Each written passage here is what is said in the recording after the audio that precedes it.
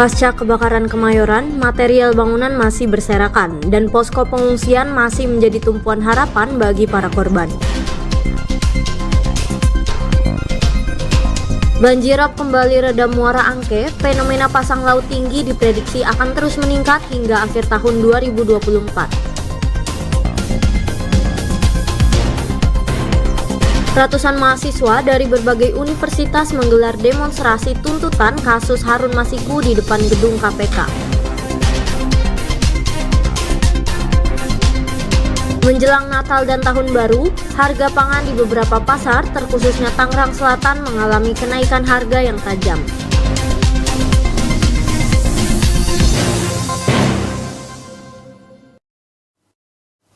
Halo pemirsa, BNews kembali hadir untuk menemani Anda di jam makan siang. Saya Aura Maharani akan memberikan berita terbaru dan faktual. Pemirsa, kebakaran hebat yang melanda kawasan padat penduduk di Kemayoran, Jakarta Pusat pada 11 Desember lalu menyisakan puing-puing dan abu material bangunan. Warga pun merasa kesulitan karena dampak dari kebakaran ini. Kondisi terkini kawasan Kebon Kosong RW 4 pasca kebakaran yang menghanguskan kurang lebih 200 rumah memberikan dampak yang masif kepada korban. Puing-puing berserakan dan sisa material bangunan menjadi saksi kerusakan yang dialami warga. Sebanyak 1.800 warga kini terpaksa mengungsi. Semuanya rumah habis, jadi udah terlambat nyelamatin barang-barangnya yang habis, ya tinggal baju sama ini doang. Terlambat kecepatan apinya tadi di belakang rumah, jadi nggak bisa nyelamatin apa-apa. Kebakaran akibat korsleting listrik tersebut terjadi di salah satu rumah sekitar pengepulan sampah.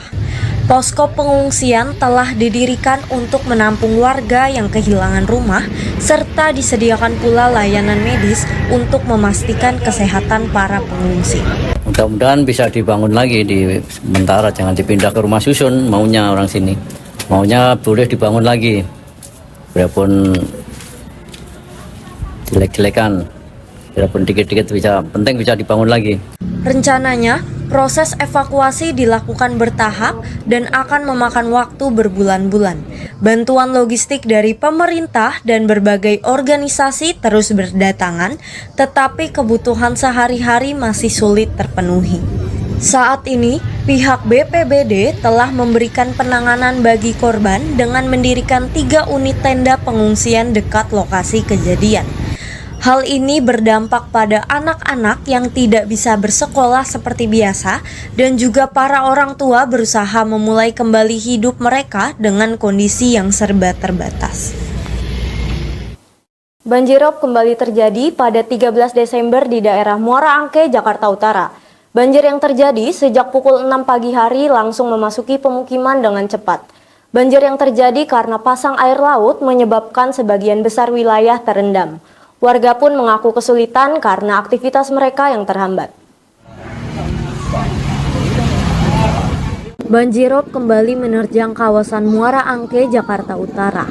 Pasang air laut yang terjadi sejak pagi hari membuat pemukiman warga dan sejumlah ruas jalan terendam banjir dengan ketinggian antara 30 hingga 50 cm. Kondisi ini menyebabkan aktivitas warga terganggu, bahkan beberapa usaha kecil di wilayah ini terpaksa berhenti beroperasi untuk sementara waktu. Ya kalau menghambat sih pasti menghambat, karena apa yang mau dikerjain kalau banjir udah masuk. Tapi ya kita mau gimana, namanya di sini udah bulanan, tiap bulan atau tiap tahun ya pasti begini. Menurut keterangan dari Badan Penanggulangan Bencana Daerah atau BPBD DKI Jakarta, banjirop kali ini dipicu oleh fenomena pasang laut tinggi yang mencapai puncaknya di tanggal 13 Desember, bersamaan dengan turunnya permukaan tanah di wilayah pesisir Jakarta. Banjir diperkirakan masih akan terus naik mulai tanggal 20 Desember. Kita dari pagi standby di sini itu bantu aktivitas warga dari yang berangkat kerja sampai yang pulang kerja tadi jam 3-an. Terus tadi juga ada anak sekolah yang baru berangkat sekolah dan pulang sekolah, kita evakuasi, kita bantu dengan menggunakan perahu karet. Untuk jangka pendek, pemerintah telah membangun sejumlah tanggul di daerah pesisir untuk menahan air laut. Warga sekitar pun sudah mengantisipasi dengan membangun rumah yang lebih tinggi. Meski persiapan situasi darurat sudah dilakukan, warga berharap solusi jangka panjang bisa segera ditetapkan.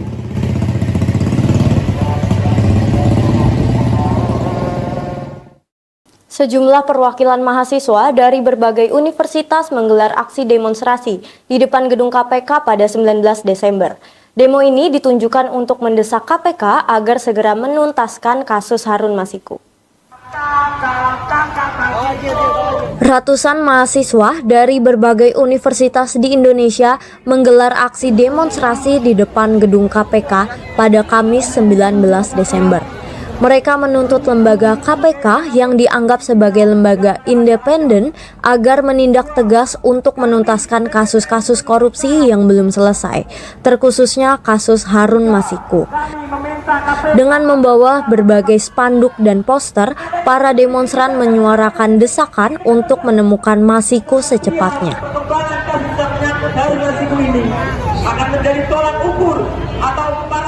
Baik pemirsa, saat ini saya sudah berada di depan gedung KPK Jakarta Pusat, di mana saat ini sudah ada perwakilan dari Badan Eksekutif Mahasiswa dari Perguruan Tinggi Nahdlatul Ulama yang didukung oleh universitas-universitas lain untuk melakukan demonstrasi. Demonstrasi sendiri ini dilakukan oleh para mahasiswa untuk mendesak kabinet baru dari KPK untuk segera menuntaskan kasus korupsi yang memang sebelumnya sudah terbengkalai, dan juga para mahasiswa ini menekankan kasus Harun Masiku yang saat ini statusnya masih DPO atau daftar pencarian orang. Dan para pemirsa bisa lihat bahwa di belakang saya ini, dari data yang sudah saya dapatkan dari tadi pagi, bahwa sudah ada anggota khusus dan juga anggota BRIMOB yang standby di sekitar gedung KPK untuk melakukan pengamanan ketat dari jam 7 pagi. Selain itu juga para mahasiswa sudah berkumpul di sekitar gedung KPK sejak jam 2 siang tadi. Dan juga demonstrasi ini dilakukan secara lancar dan juga tidak ada kericuhan. Namun adanya pasukan khusus ini dilakukan untuk adanya antisipasi adanya kericuhan. Dalam aksinya, mahasiswa juga membacakan orasi yang menyoroti sejumlah kasus yang belum tuntas.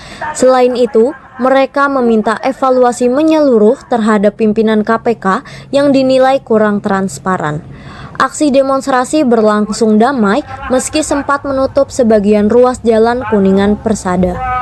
Pasukan khusus dan anggota BRIMOB tampak berjaga untuk memastikan aksi berjalan kondusif.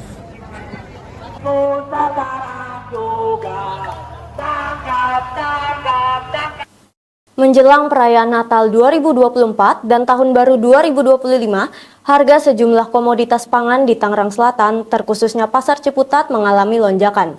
Kenaikan harga ini cukup signifikan mengingat daya beli masyarakat juga meningkat. Menjelang perayaan Natal dan Tahun Baru, lonjakan harga kebutuhan pokok mulai dirasakan masyarakat di Pasar Ciputat, Tangerang Selatan. Harga ayam potong kini mencapai Rp45.000 per kilogram dari harga normal Rp40.000. Harga telur ayam ras juga mengalami kenaikan yang pesat dari Rp25.000 menjadi Rp31.000 per kilogram. Kenaikan serupa terjadi pada minyak goreng yang kini dihargai Rp20.000 per liter dari harga normal Rp15.000. Komoditas bumbu dapur seperti cabai keriting dan cabai merah pun ikut melonjak. Harga cabai keriting kini mencapai Rp60.000 per kilogram dari harga normal Rp30 hingga Rp40.000. Sementara itu, harga cabai rawit merah yang biasanya Rp40.000 kini turut menyentuh Rp60.000 per kilogram. Selain itu, harga bawang merah dan bawang putih juga mengalami kenaikan yang signifikan, dari Rp40.000 menjadi Rp50.000 per kilogram. Pedagang mengaku kenaikan ini dipicu dari meningkatnya permintaan masyarakat menjelang akhir tahun. Untuk tahun baru mungkin ya orang udah perlu ya ambil juga gitu ya. Biasanya mah rame, nggak ngaruh kalau udah hari hanya gitu. Meski harga melambung, aktivitas jual beli di pasar tradisional tetap ramai.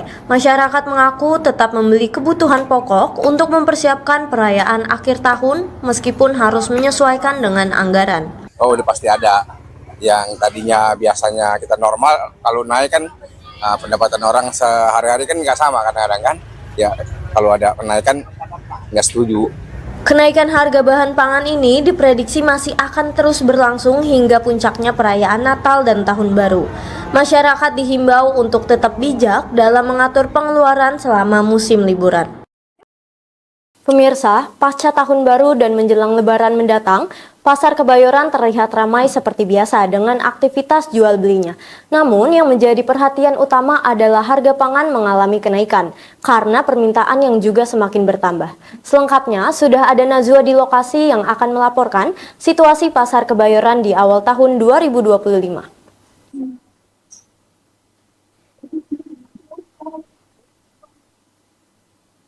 Baik, terima kasih rekan Aura. Untuk situasi Pasar Kebayoran saat ini tampak sepi dan menurut pedagang sekitar bahwa hal ini dikarenakan karena banyak masyarakat yang saat ini sudah kembali ke kampung halamannya sehingga berkurangnya aktivitas jual beli di sini. Lalu untuk harga pangan di sini mengalami kenaikan yang cukup signifikan, di mana kenaikan harga ini dialami oleh cabai, bawang-bawangan dan juga telur, di mana harga cabai juga melonjak cukup tinggi, di mana harga sebelumnya sebesar 50.000 menjadi 100.000 per kilogramnya. Lalu untuk harga bawang-bawangan harganya dari 30.000 menjadi 50.000 per kilogramnya. Lalu untuk harga telur dari harga 28.000 menjadi 31.000 per kilogramnya. Dan di sini saya juga akan bertanya langsung kepada salah satu pedagang daging ayam yaitu Bu Fatima. Baik Bu Fatima, boleh diceritakan bagaimana harga daging ayam saat ini?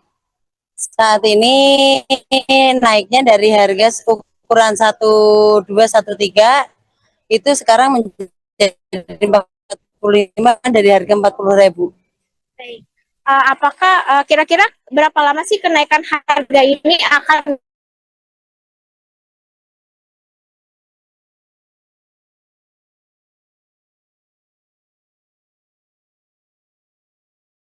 pengaruh banget ya, semuanya lagi naik semuanya.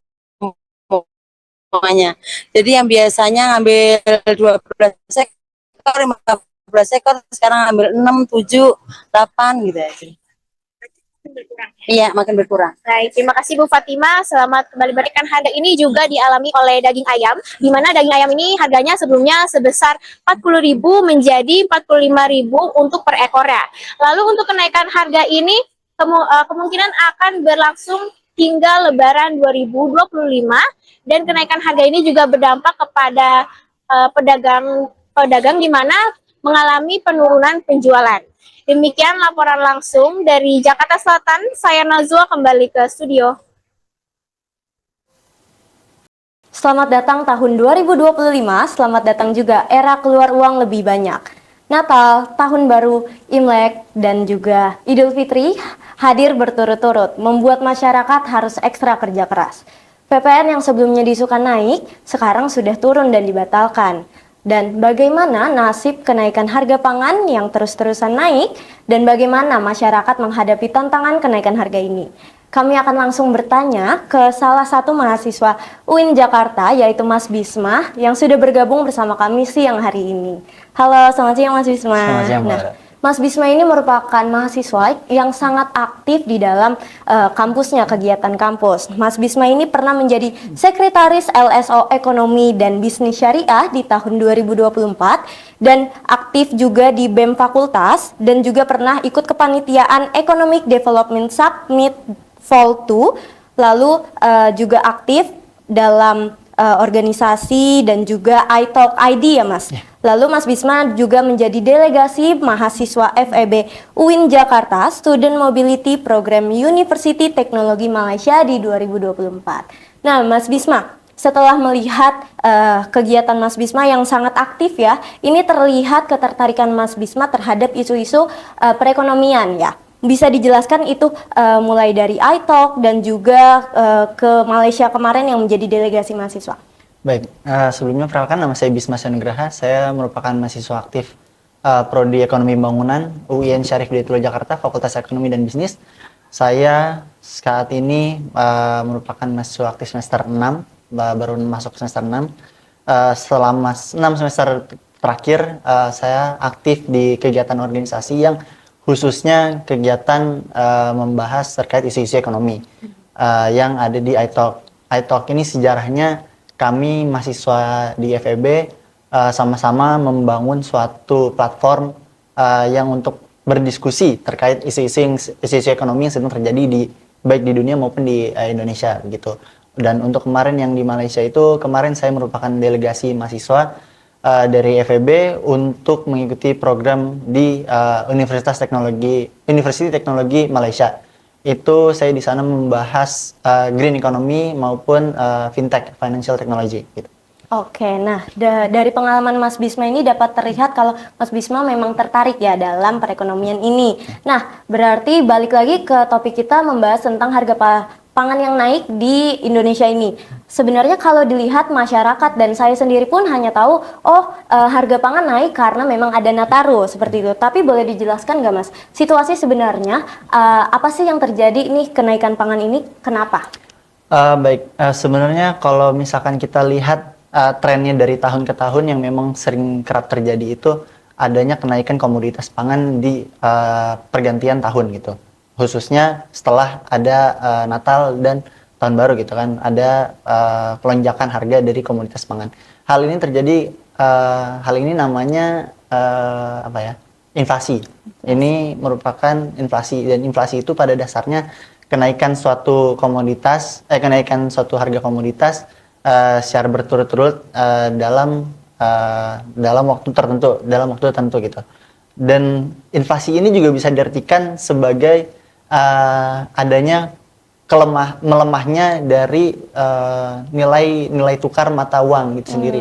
Dan ini bisa kita lihat bahwa nilai tukar rupiah saat ini mengalami penurunan gitu, mengalami kelemahan dari pertengahan tahun 2024 bahkan sampai sekarang itu mengalami pelemahan sehingga terjadilah inflasi itu sendiri.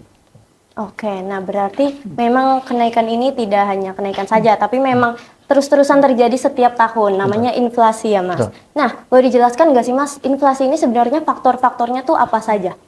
Baik, kalau misalkan dari inflasi ini sendiri, salah satu faktornya tadi adanya pelemahan nilai tukar mata uang itu sendiri. Dan kalau misalkan kita lihat inflasi ini terjadi punya beberapa faktor dan cukup kompleks lah kalau misalkan kita bahas satu persatu. Cuman pada umumnya inflasi ini punya 3 faktor utama dari penyebab inflasi itu sendiri. Yang pertama itu adanya peningkatan demand atau permintaan. Kedua itu peningkatan faktor produksi, dan yang ketiga ini dari perubahan cuaca gitu. Itu biasanya tiga faktor utama yang menyebabkan adanya inflasi gitu Mbak. Nah, berarti inflasi ini merupakan salah satu alasan atau faktor yang membuat kenaikan harga pangan di akhir tahun ini ya Mas. Betul. Nah, biasanya inflasi ini jangka waktunya berapa lama sih Mas? Pada umumnya inflasi ini tergantung dari bagaimana negara atau suatu pemerintahan itu mengatasi inflasi ini dengan melakukan kebijakan-kebijakan tersebut. Apabila kebijakan yang diterapkan ini efektif, maka pada umumnya inflasi ini akan berlangsung selama 1 hingga 2 bulan. Itu pada umumnya. Gitu. Berarti memang pertama inflasi dari kebijakan pemerintah ya. Lalu kalau harga pangan ini sendiri, faktor-faktornya jika dikaji dari pihak petani ataupun penjualnya itu ada gak sih Mas? Ada, tentu ada. Jadi kalau misalkan kita melihat dari sisi petani ya, dari kenaikan harga beras yang sedang terjadi ini, faktornya sangat banyak. Dari kenaikan harga BBM, dari kenaikan harga upah buruh, dari perubahan iklim yang menyebabkan penurunan tingkat hasil panen. Itu sangat banyak kalau misalkan kita lihat faktor-faktor dari kenaikan harga beras itu sendiri ya, yang menjadi salah satu komoditas utama di perekonomian Indonesia gitu. gitu Mbak. Oh gitu. Nah, berarti terjadinya kenaikan harga ini memang sangat banyak ya Mas faktornya. Kalau dilihat balik lagi ke pihak produsennya, itu apa sih Mas dampak yang mereka terima dari kenaikan harga ini?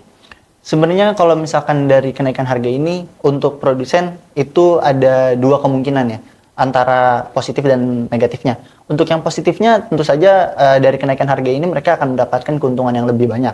Tapi untuk negatifnya mereka ada potensi bahwa masyarakat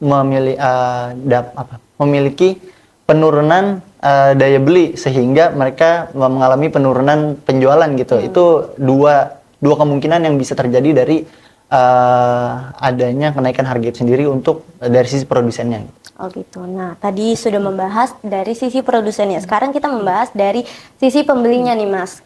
Terutama apa dampak yang diterima oleh masyarakat terkhususnya yang termasuk golongan menengah dan juga menengah ke bawah. Baik. Pasti kita bisa lihat ya kalau misalkan kenaikan harga ini sangat yang paling merasakan dampaknya itu adalah masyarakat yang ekonominya itu kelas menengah ke bawah. Kalau misalkan kita lihat dampak ke mereka, ya jelas mereka akan mengalami penurunan daya beli, lalu adanya mereka kurang bisa memenuhi kebutuhan mereka sehari-hari gitu. Itu yang dampak yang sangat jelas terjadi khususnya untuk masyarakat kelas menengah ke bawah. Oke, nah berarti memang bisa berdampak kesulitan untuk masyarakat sendiri ya. Betul. Nah, bagaimana mereka untuk mengantisipasi dan atau bahkan menghadapi nih tantangan ini?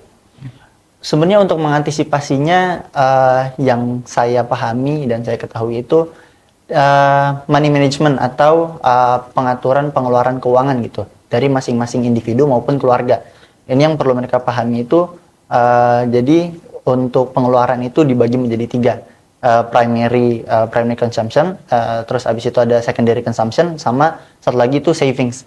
Jadi savings ini antara untuk ditabung dan untuk diinvestasikan, seperti itu Mbak. Ya. Oke, nah berarti dari beberapa tadi jenis 3 itu ada gak tips dari Mas Bisma sendiri kepada masyarakat nih untuk nggak panik karena adanya inflasi yang tinggi dan bahkan belum ketahuan ya turunnya ini sampai kapan? Baik, sebenarnya untuk langkah-langkah untuk mengatasinya ini bagi masyarakat kan udah jelas ya. Itu kita membagi 3 pendapatan kita untuk pengeluaran kita dibagi menjadi 3 dari primary, secondary ataupun untuk savings ya. Jadi ketika kita menghadapi inflasi ini kita perlu mengatur strategi lagi dari pengeluaran yang akan kita lakukan nantinya. Contohnya itu yang umumnya untuk primary ini 50% dari pendapatan kita dan 30% untuk secondary dan 20% itu untuk savings maupun untuk investasi. Dan kalau misalkan untuk menghadapi adanya inflasi itu bisa kita atur-atur antara kita mengurangi secondary consumption dan untuk kita lebihkan di primary consumption-nya atau kita gunakan hasil dari savings kita sebelum-sebelumnya gitu. Gitu. Nah, berarti memang banyak sekali ya Mas, mulai dari info-info yang sebenarnya hal inilah yang perlu diketahui oleh masyarakat, mulai dari faktornya, ternyata faktornya memang banyak ya, dan juga beberapa tips yang tadi. Nah, Mas Bisma terima kasih telah bergabung bersama kami di sini. Semoga di 2025 ini Mas Bisma banyak harapan yang tercapai dan untuk Indonesia sendiri semoga perekonomiannya membaik. Ya. Makasih Mas Bisma. Ya, sama-sama. Pemirsa, selain pentingnya menjaga perekonomian agar tetap stabil, penting juga untuk menjaga keharmonisan. Kota Jakarta tidak hanya dikenal sebagai kota yang sibuk, tetapi juga sebagai simbol toleransi beragama yang menghangatkan hati. Gereja Katedral dan Masjid Istiqlal berdiri berdampingan, menciptakan harmoni di tengah keberagaman. Bagaimana kisah di balik hubungan harmonis ini? Berikut laporan selengkapnya. Pemirsa, berita ini sekaligus menutup perjumpaan kita di siang hari ini. Saya, Aura Maharani, mengucapkan terima kasih dan sampai jumpa.